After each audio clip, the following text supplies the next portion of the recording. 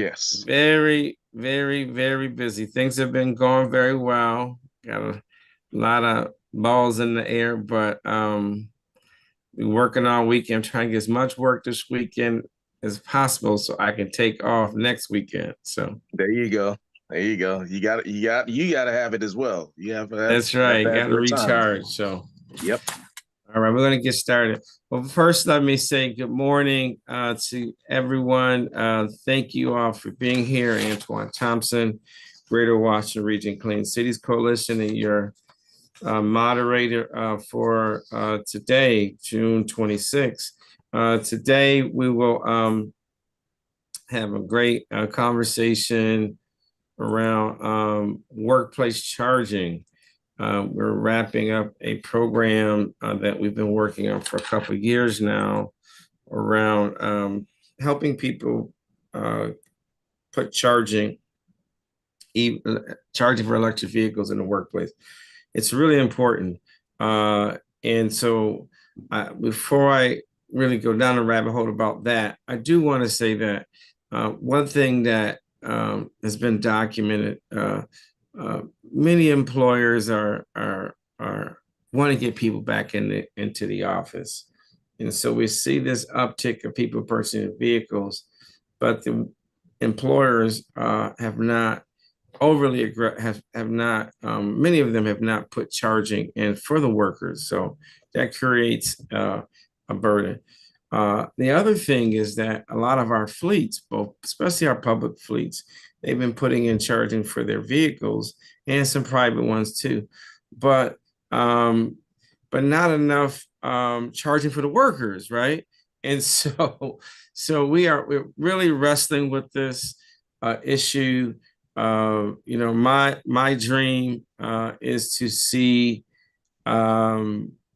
charging available at office buildings, parking garages, and all the train stations, supermarkets, places where people frequent. So we make it easy for folks who are charging, who are driving, and so that's one of the benefits. We'll get into that in a moment. We got a nice presenter today who installs charging, and I want to thank all of you about it. And we want to really help.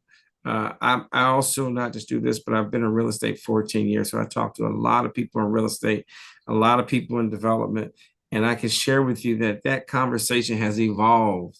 That more and more understand the importance of having charging as part of the development project, having charging for their tenants as well. So we'll get into some of that and some of the things you can do to you can approach them on that and how you can use some of these tools and other tools that we have. But let me go before we go into the whole discussion on workplace charging. I wanted to mention a few events that we have coming up. So one, if you're not a member of Greater Washington Region Clean Cities, which I see many of you are not, join today. And I want to shout out to some of our members who we always lift up our members, like Cyrus. I see who else is on here that's a member? Leah from Metropolitan Washington Council of Governments, Ray Cooper, Salima, those are the ones I can see of, and there may be some more. And I think Brian's a member too from Montgomery County. And I will do some introductions for the folks as well, because I know you all love networking. So let me just run through a couple quick things. So number one, on July 9th, actually before that, on Monday, this Monday, uh, June 30th at 11 a.m., we will be hosting a uh, press conference and ribbon cutting for Blue Well EV. They have a fleet of vehicles. They do workplace charging. So we will be at their site doing a demonstration and show highlighting, lifting up, and not only someone that has EVs, but also that offers workplace charging for their fleet. I think they have like a fleet of vehicles of 5 to 10 vehicles that are electric.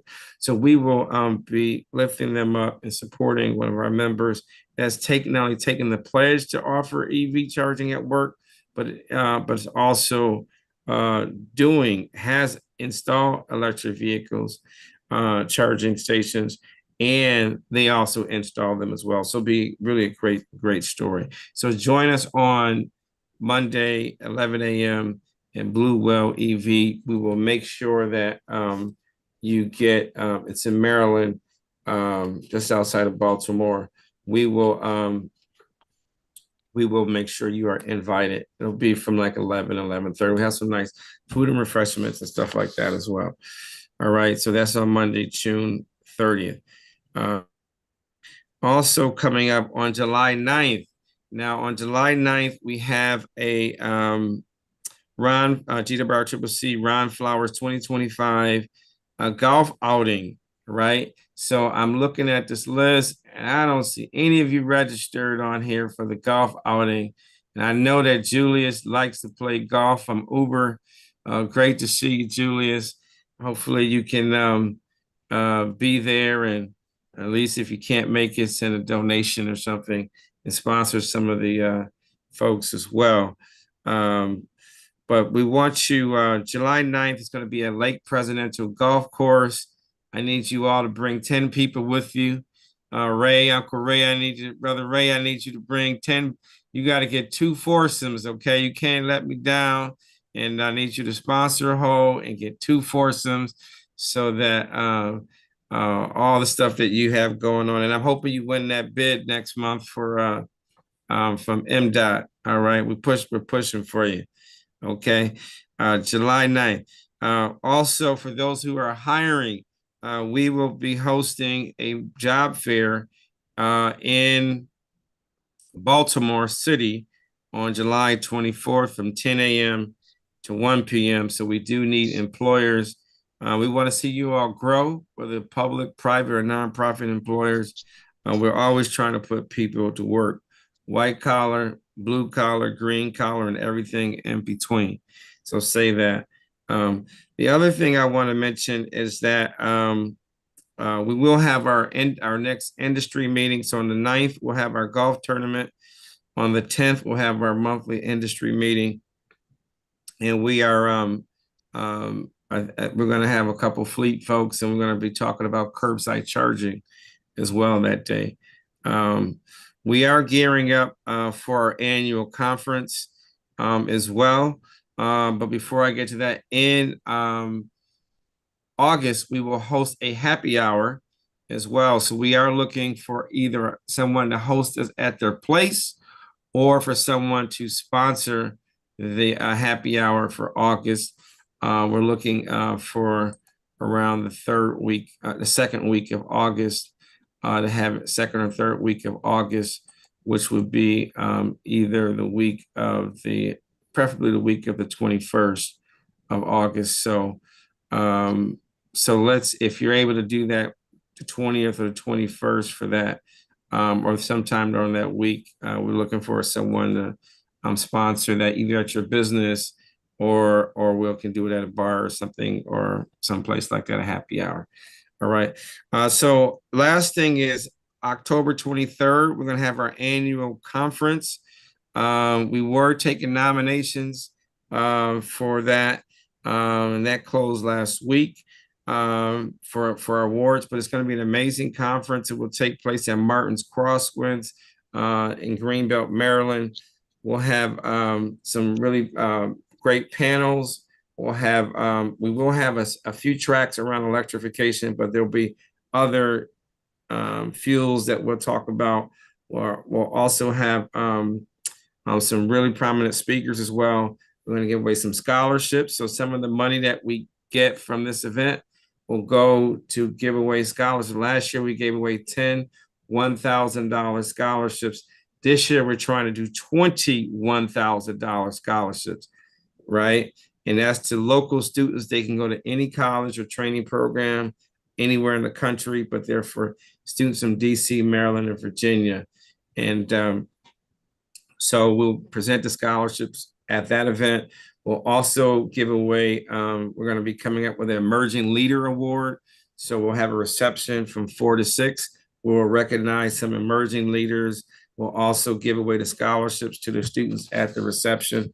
and we'll have the other awards luncheon, which will happen at 12 o'clock. And we're trying to get either the governor or lieutenant governor to come to that event. So it should be a pretty good event. And a number of other dignitaries, corporate CEOs like yourselves as well. So I'm going to end there. If you're not a member, sign up today. I want to see some emails for that. Also, also, Julius, I don't get the calendar invites for the regular meeting. Is there a link to sign up? Yes, there is. Can put that chat thing for Julius to sign up. I sent him a private message. Okay, good. All right. Well, let's take care of him, make sure he can get going as well. All right. So without further ado, I want to recognize our Cyrus. Cyrus is our speaker. I know you all saw all his great literature and all the great work that he is doing. He's a new member of the Greater Washington Region Clean Cities Coalition, and he's been in the EV industry for several years. Their company does some amazing work, both residential and commercial. But what I'm going to do at this point, I'm going to run through a quick PowerPoint. Then we're going to have Cyrus, who's been very active with us.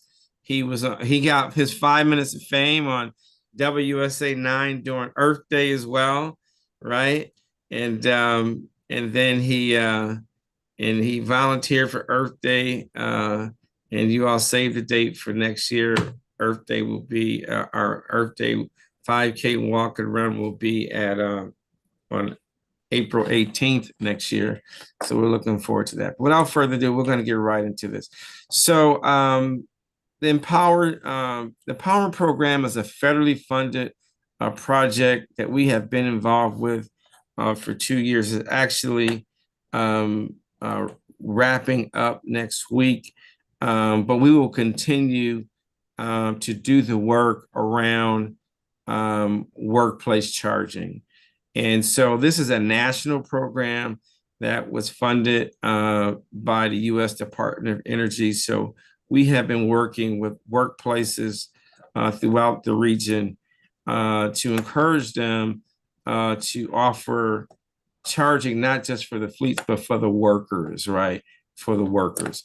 And so this program is in over 15 states across the country, in about 30 communities across the country as well. You can go to the next slide, please. You can go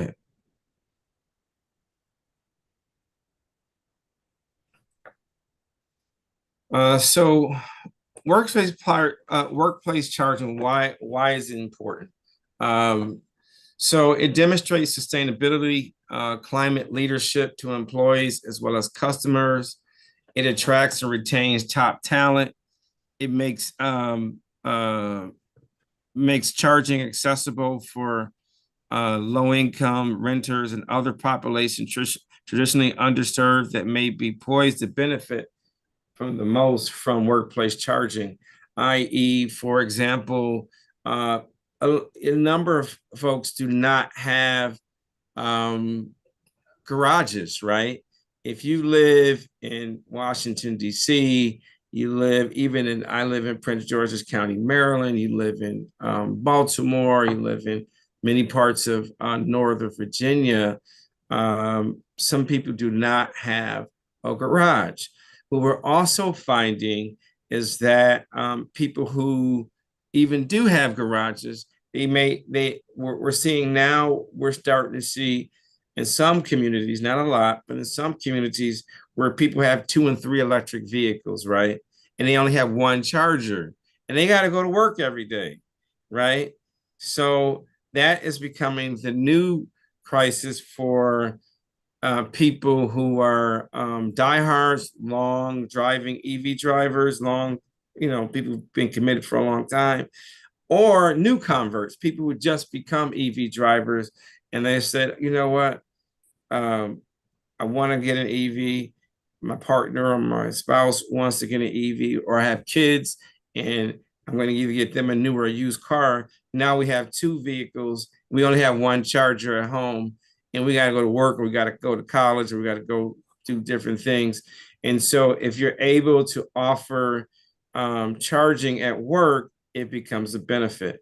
The second thing is that it also promotes sustainability as well, so that people are not making a choice. Do they drive the gas car, or do they drive the electric vehicle as well? But again, a lot of your folks are looking at electric vehicles, they're purchasing them, and we should not allow the workplace to be a deterrent for that. And it's also good for a lot of both public and private entities that are promoting environmental stewardship or sustainability, to show that your workplace offers, whether it's 1 or 2 charging stations or 10 or 20, it's just great as a corporate stewardship as well. We go to the next slide.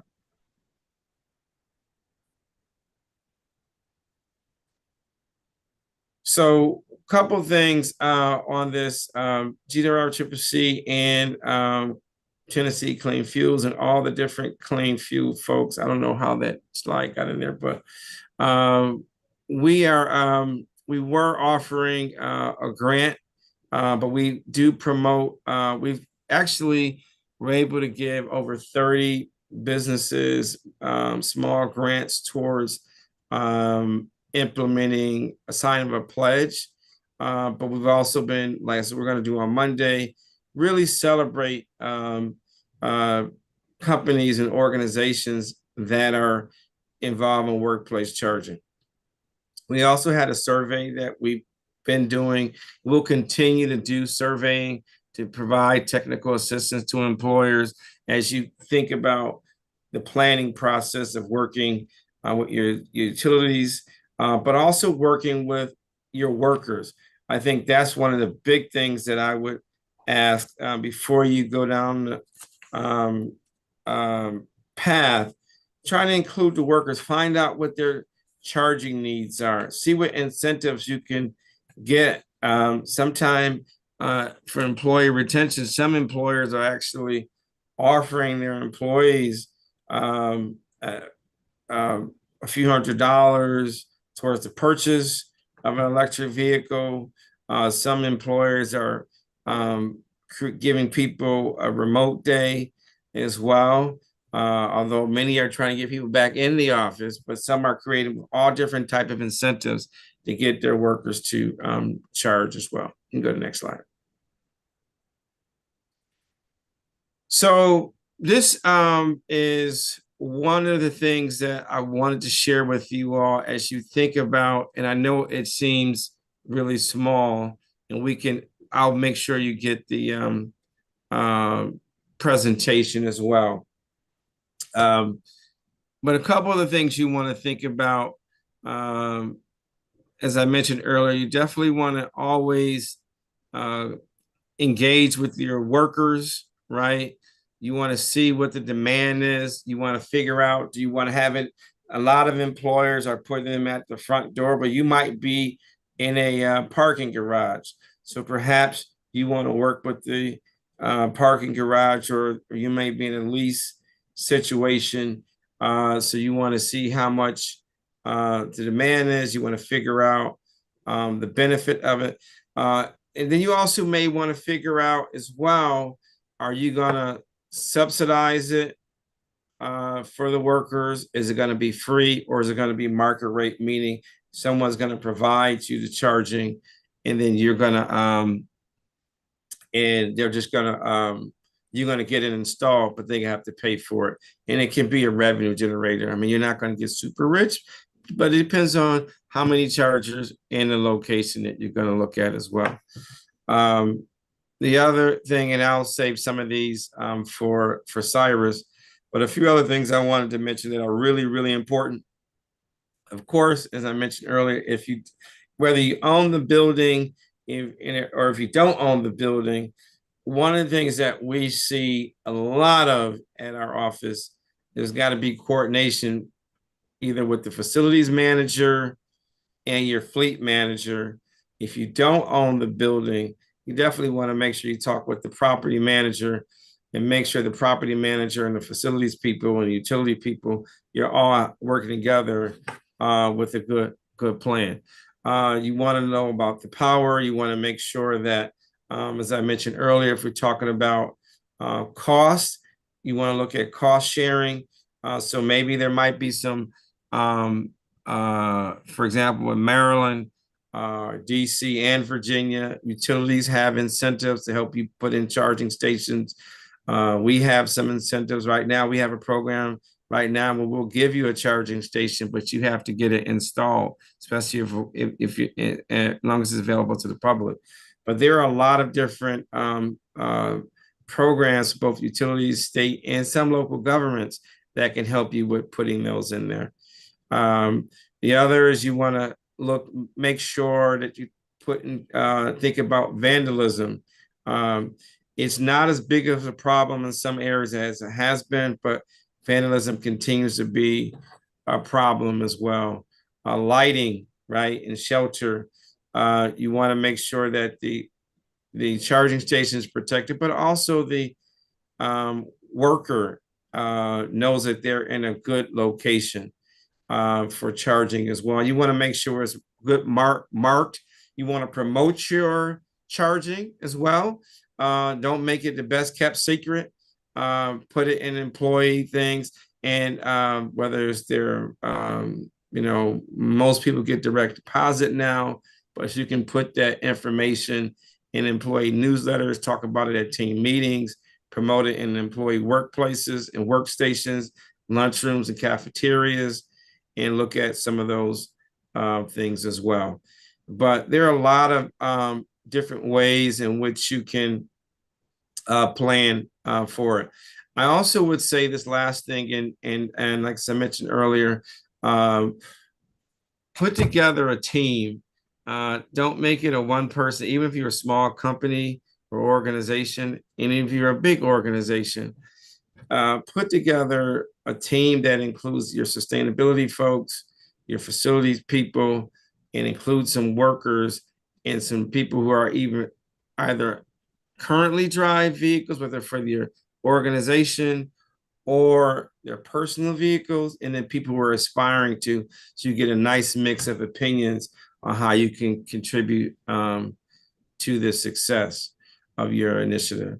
The last thing I want to say, we'll hear from, and we'll get to some of these other items later, but contractor considerations, before you get too far down the road, always engage with utilities, look at a couple different contractors, make sure that you're looking at your building codes.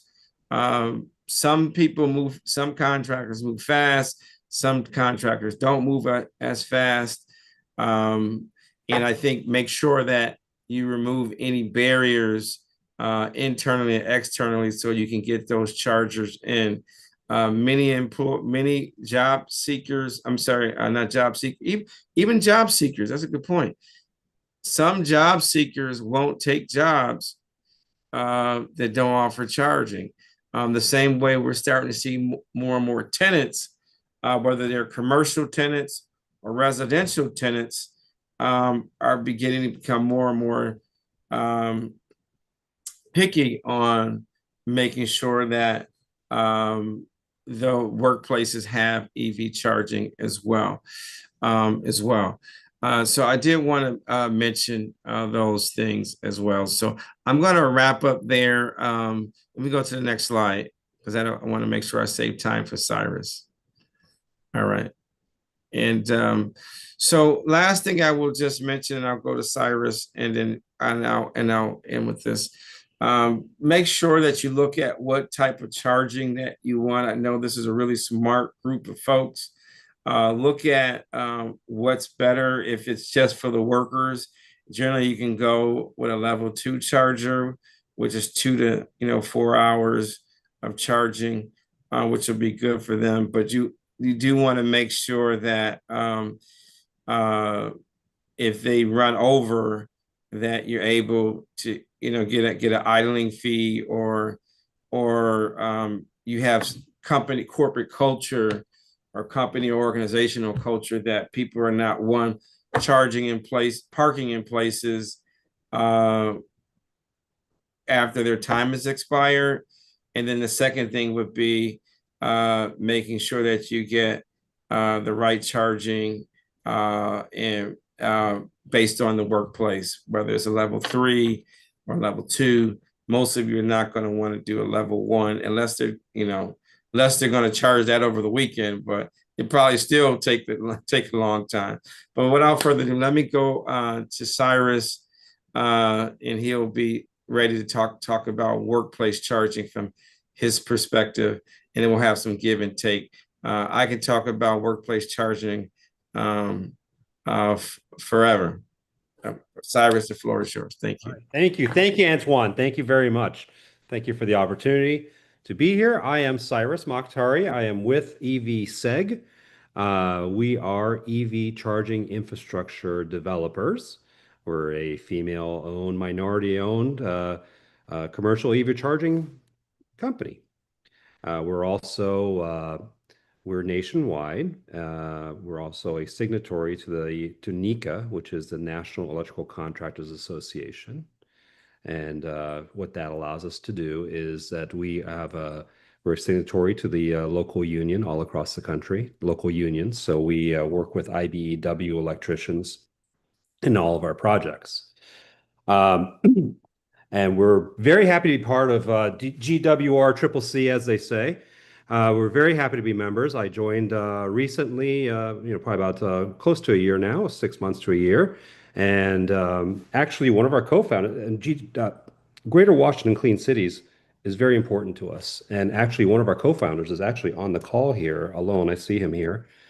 He's from California. It's a little early in California right now, but he's on the call as well.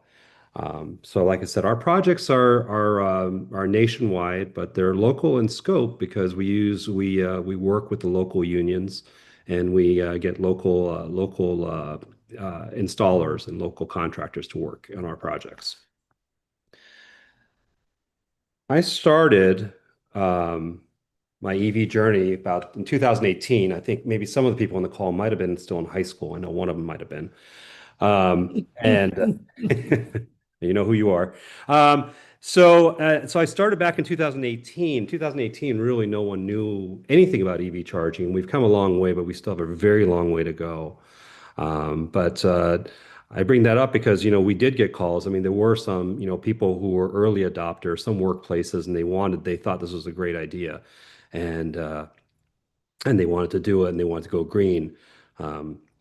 And so we actually went to, I remember one of those early days in 2018, 2019, we actually went to a sales call, if you will, to a location. It was a multinational company, and they knew they wanted EV chargers, but they didn't know what was involved.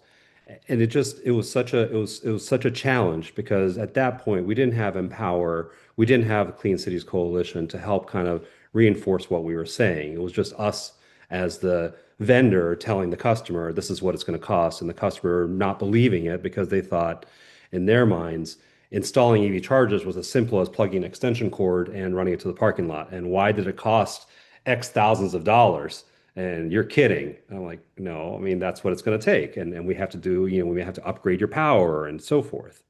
So that was a big fail. But, we learned, our organization learned from that. And we learned that we really, more than just selling the solution, we needed to kind of educate the workplace and the poor person who was designated by the CEO to make this happen. It was usually one person. It was like a facilities manager or something, and they said, make it happen. And so, again, very happy to have Empower, happy to have the resources of Clean Cities. It's so much easier now when we talk to people, and especially time has passed and people are much more educated about EV charging and what it means. Fast forward to a couple other projects, it became easier and easier as we went along because more people learned about it.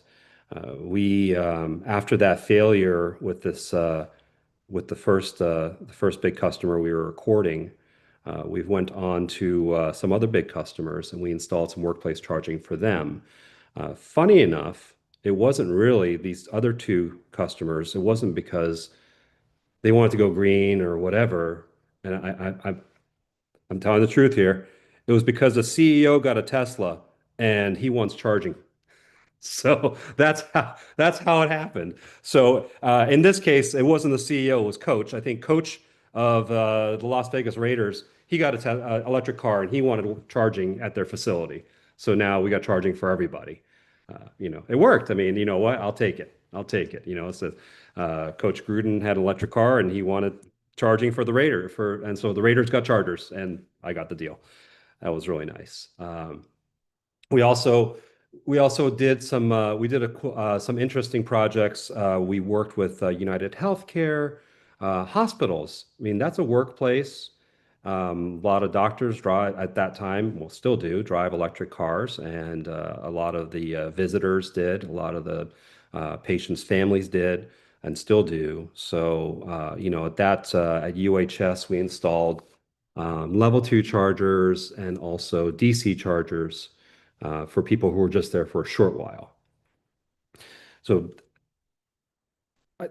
so Antoine mentioned the benefits of workplace EV charging, and obviously beyond the obvious benefits, what I've learned, through my travels is that, the workplaces that install EV charging for the employees, they have they attract the younger generation, right? I mean, of course, we're the older generation, right? We're the incumbents. There's a new generation of people who are going to be getting the cars, and I'd imagine a good percentage of those people who are, probably going to be getting cars in the future are going to be driving electric cars. They will never know what it's like to have a gas car, and they feel that way, not only because it's available, but it's also and the environmentally conscious thing to do, but it's more convenient and it's actually a lower cost to have charging, to have electric car. So what the younger generation, what I've heard out there at the workplaces is that, I don't have charging at home. I come to work so I can charge my car. And so that's a benefit. It's no different than a workplace putting in a cafeteria or a vending machine or Wi-Fi, if you will. It's an amenity, but it's also benefits the workplace because now your work staff is there more often, and they're there and they depend on coming in. And probably less likely to call in sick if you can't charge your car. You got to come to work to charge your car. So that's an interesting dynamic. And then I'll just touch on a couple of things. So we are a commercial EV charging developer. So we like our sweet spot are these commercial spots back here, shopping centers, large workplaces. This one actually behind me is actually in Stockton, California. These are DC charging. This is at a shopping center, so not a workplace. But there are workplaces, like I said, the UHS. We have DC chargers there, and we have AC chargers there, level 2, and level 3. One thing that Antoine said that was really interesting was that if you are a workplace and you are looking to install chargers, really you should form a team, and it shouldn't just be one person because there's so much to it. You saw that one slide with the flow chart. I was looking at that. I saw that this morning and I realized, God, there's so much to it. I mean, I've been doing it for a while. We've been doing it for a while. It's sort of second nature, but there's a lot to it. And if you have never done this kind of project, even as the facility manager or the designated person to make it happen in your workplace, there's a lot to it. So I would say, forming a team is very important. You probably want to include an EV driver in there, because they can speak their truth about the frustrations they have with EV charging. Also, and the most important thing, if you're forming a team, you have to include the person who's in charge of spending money. Because if you don't have that person, you just have facility manager Robert going and say, boss, I need another $10,000 because whatever. But you want that person there because they need to understand, again, we're not just putting extension cord from the break room out to the parking lot. There's a lot to it. And there's a whole process they need to go through. So beyond that, there's one more thing I wanted to mention. Again, so Antoine's presentation covered pretty much everything, which is great. who's going to maintain these chargers, right? Imagine this, you're putting a vending machine, you're putting a Coke machine in a parking lot, and it's in the sun 24 hours a day, 7 days a week, in that 90%, DMV humidity that we have. And, or in the winter where it's 0 degrees. And that thing and there's a little computer in there, and eventually it's going to break. Something's going to happen. It's going to have a problem. And so when you do this, make sure you have a plan on what are you going to do when they break. So many times I've been called into places, and it's actually their second round of EV chargers because the first round they installed and they broke and they couldn't find anyone. They've been sitting there for 3 years, not working. They don't know what to do. They're just going to call in somebody new and just to do it. And so you need to have a plan. And actually, that's actually our next project. One of our next projects coming up is actually there's a little football team in Boston, well, New England, and they had chargers, and they had them installed a long time ago, and they broke, and they they just don't even. It's cheaper. It's less costly for them to have us come out, tear out the old ones, put the new ones in, give them a plan on how to maintain them, and put them in touch with some local repair companies and give them, maybe an SLA or something on how to maintain these chargers. That's really important. I don't know how many times you go to a workplace and you'll see probably 2 or 3 of the 5 chargers are broken. So gotta have that plan in place.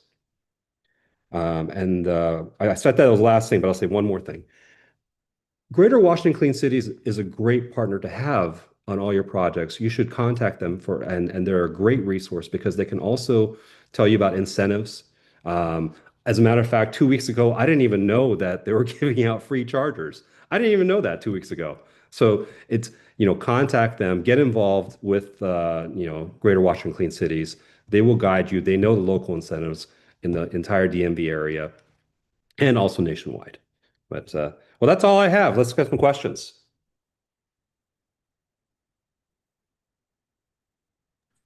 Thank you. I know I see some things in the chat. Can you, for those who, I know this is a really smart group, but some people may or may not know, what is a SLA and why does it matter? A service level agreement. Sorry to use jargon. It's a service level agreement. Sometimes there's companies that will give you you sign up, and it's like a sort of preventive maintenance program, and they say we'll come out 4 times a year. Not we, but someone will come out 4 times a year, and we'll check on the chargers. If they do break, you can call us, and if you have an agreement with us, we'll give you a discount on the service rates and so forth. But really, the most important thing is that you have someone to call. You have a resource lined up. When the charger breaks, again, poor Robert, the facility manager, is going to be going to the well, they don't have yellow pages. He's going to be going to Google and try to find some, who's going to repair these. And so you need to have that plan in place because when people depend on the refueling their vehicles at your workplace, and if they're down, you're going to have some really frustrated people because now they're not going to be able to do things if they don't charge their cars. They're going to have to go find things. I mean, you want to see some frustrated people? It's as if the gas station down the street just closed. No Wi-Fi, or to your point earlier, the Wi-Fi is not working, right? Exactly. Anyone ever go to work and the Wi-Fi is not working? It's a pain, right? Because now you got to scramble. Hotspot might not work, and so that can be a bad experience. So it's really important. A lot of people when they get charging stations, and I would say this, I know we have a lot of folks that install them, but we need to make sure that the experience for both the consumer, but also for the building manager, facilities manager, and the company is good because that impacts confidence in the industry, right?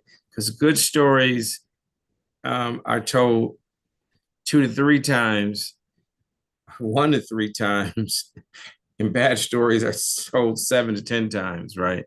So we want people to have a really good experience with this. I wanted to ask you this, and there are a couple of questions. Cyrus, did you see a slowdown on EV charging demand over the past few months compared to last year? We have not, and I think that as a matter of fact, it's picked up for us. I think what the news cycle is saying is casting some doom and gloom, but I think really it's more just to sell the news cycle. There are some notable federal programs that have been dialed back. But workplace charging by and large, depends on if any the incentives, as you know, Antoine, come from local government and local municipalities, local states, and local governments. So yes, there are some dialbacks, but I don't really.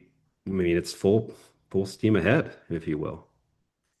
Yeah, I would add that uh, looking for two new EVs right now, and uh, they're scarce on a lot. You know, we're about to get two Ford Mach-E's, and it's tough out there, especially if you want to get certain brands. But yeah, so the people are buying them. The tariffs are not, and all the other federal political things don't necessarily make it easy for any product, especially for vehicles.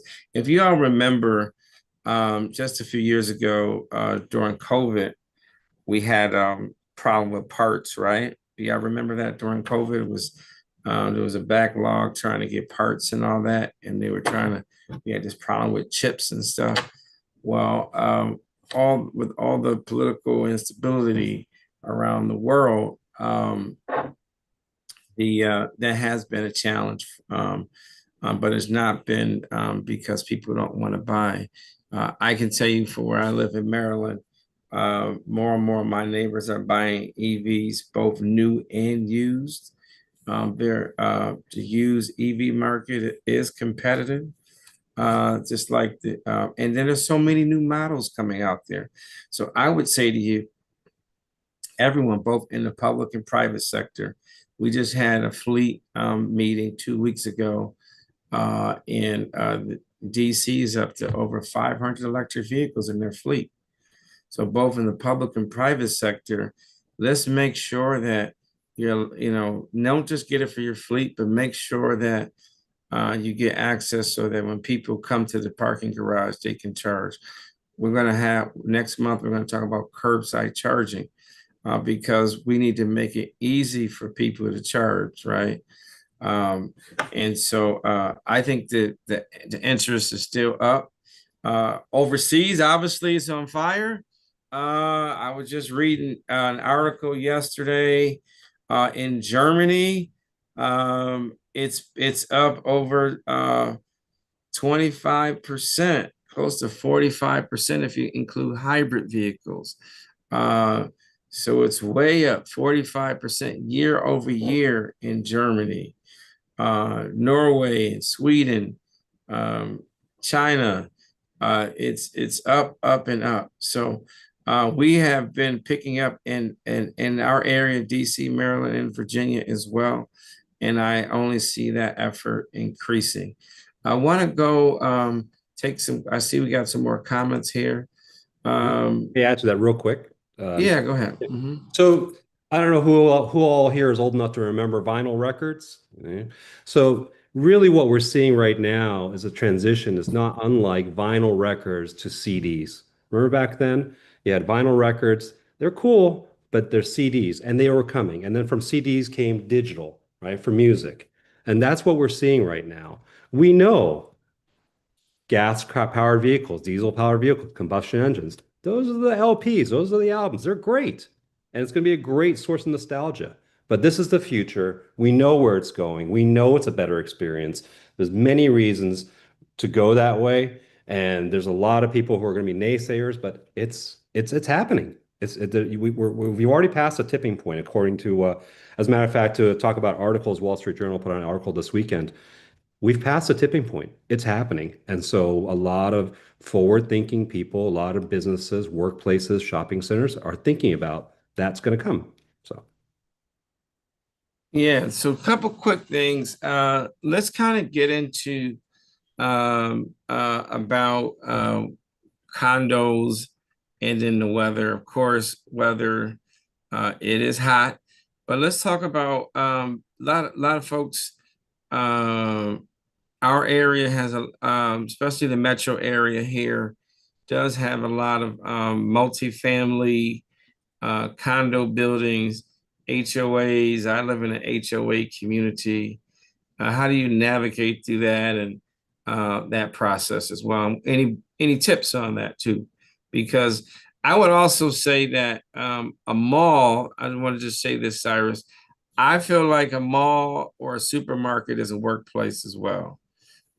Anywhere people getting paid, that's a workplace to me. So that's just my little 2 cents. If I'm an employer and I'm paying somebody, it's a workplace. Even if they're an intern, it's a workplace, in my humble opinion. But let's go to any tips on trying to that you've experienced and trying to work through. Have you done any projects with HOAs or condo associations? Absolutely, absolutely. We're actually HOAs are homeowner associations are they're difficult. They're a challenge because, unless with HOAs, it's always going to be usually there's one or two people who are anti EVs, and they're really you need consensus on the HOA. There's different ways to do it. I'm actually working a project in DC Northwest. And the homeowner association there is just, they all want it. There's a majority of the people that want it. There's a couple of people who don't on the board. But really, I think some of the best practices would be to send out a survey. How many people have EVs? How many people are interested in EVs? How many people in this association would pay, in this complex, excuse me, would pay to charge their cars? And those are things that, you need to assess. Because if someone's just hellbound to have a diesel truck and that's it, and everyone else is wrong, it's going to be a challenge. But you want to get consensus. You want to find out some data and give it to the association, saying, and to the residents, because the power of the residents. I mean, the association works for the residents, so we need to have that data saying X percentage want this, X percentage this, and so on and so forth, and this is going to be the net cost to the association fees. So a lot of data. I would also add to that. Go talk to them. You'd be surprised. That's a really untapped market in some parts of the region.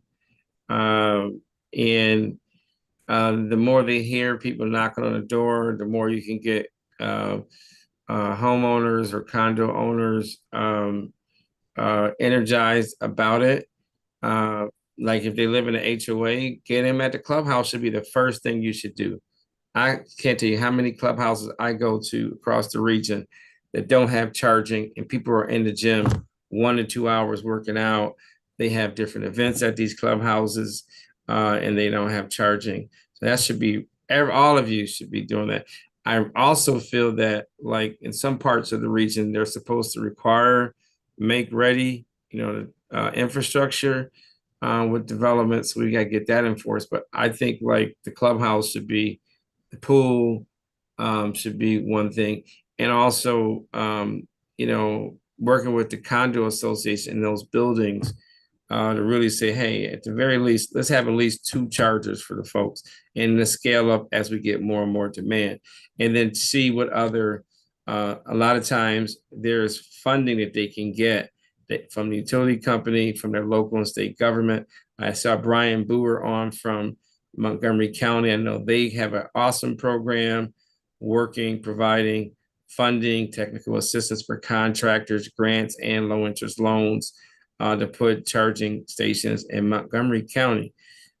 So there are a lot of incentives out there. I know our office, we're going to try to do even more to constantly, starting next month, letting people know about incentives, and they come and go, but there are a lot of incentives out there.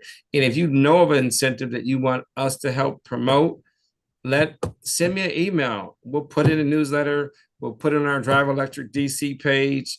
We'll tweet about it. We'll post about it. We'll get the program onto we always have an open door where we'll share information so that it's a great resource for people. Cyrus, I think we had a couple more questions. Yeah, and, one more. Go ahead, sorry. yeah, No. you want to have any final comments? Yeah, before I see a question from Jamie Alston in the chat. Can you speak about EV charger reliability in high heat index weather? So that's actually that's why it's important to have a licensed electrician install these. And I'd say I've been called out. We've been called out over the years to places where like the building maintenance guy put one in, because he was there and he knew how to twist some wires. But you want to have an electrician do that because that's where they can do load balancing. They can do all kinds of things to work with the power there, so it wouldn't put a strain on the power at the facility. And also, if there is some sort of power event, the chargers can balance a load and not, again, not contribute to it. And it also will make them more resilient and reliable. So I would say definitely it's important to get an electrician out there to do it for you, a professional to do it. And I wanted to thank you for sharing that. Let me just share a couple of things before we wrap up. Number one, I want people to understand. I appreciate. I can't see who made this comment. I'm trying to get my computer. Jamie. That wasn't Jamie. Maybe it's Jamie. I can't see.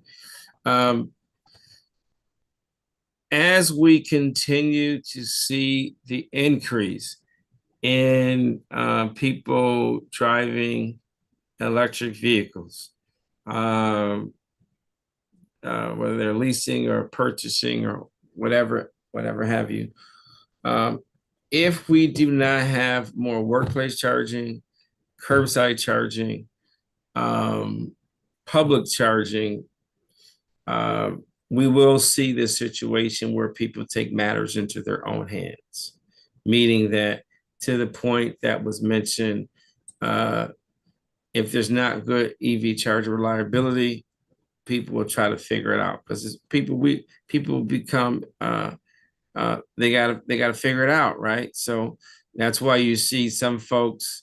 I've seen it in my own neighborhood where people have a cord running from the garage or from inside the house because they don't have adequate charging. That's a safety hazard, right?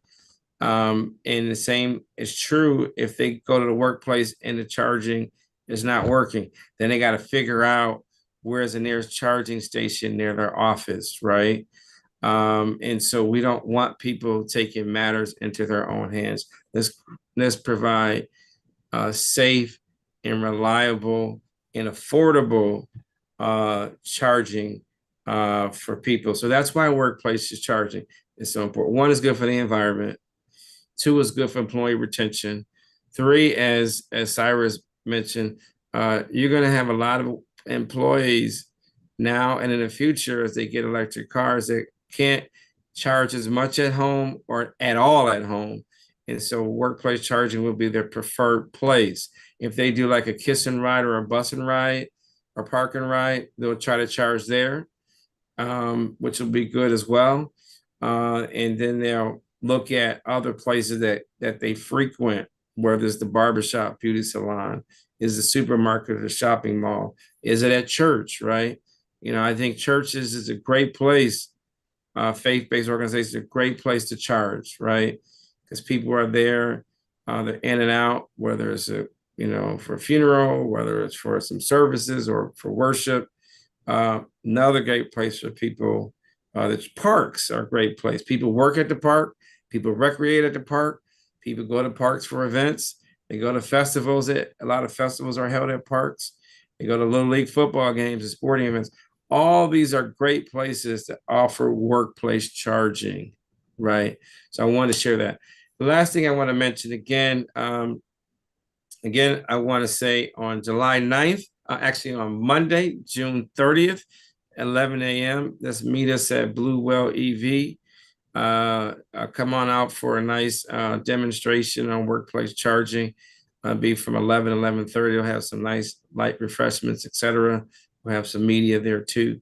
And then on July 9th, right, we're going to have our our golf tournament. We'll have some vehicles out there to showcase some different vehicles. Any of you, hopefully, we maybe Miss Jamie could bring one of those electric school buses out as well. We'll love for you all to come on out. Make sure that you, if you can't make it, Kristen Weaver or Katie and Joseph, I know Joseph's going to be on the Gita Broward Triple C house team. He's a shark, right, Joseph is going to be playing. So we're looking for him, and hopefully Leah can come out and, either play. There's going to be a wine tasting as well. There'll be a wine tasting. So if you don't like playing golf, there'll be a golf clinic, and there's going to be wine tasting. I know there's at least one wine drinker on this call. So there's going to be an hour-long wine tasting. There's also going to be a golf clinic for an hour as well. And you get lunch too. So if you just want to get lunch, you can come. If you want to just get wine, you can come. If you just want to go learn how to play, you can come. Or if you're a good player or a decent player, you can be in the tournament as well. Or you can just come hang out with me and we can talk business all day. I'll be there hanging out all day from 8 a.m. to 4 p.m. All right, without further ado, I want to thank you all for being here. Let's put our hands together for Cyrus. Let's give him a nice hand clap as well. I want to thank him. A lot of good information. And again, workplace charging is really important, and look forward to you all. I'll see you soon. Have a great weekend and a wonderful day. Bye-bye.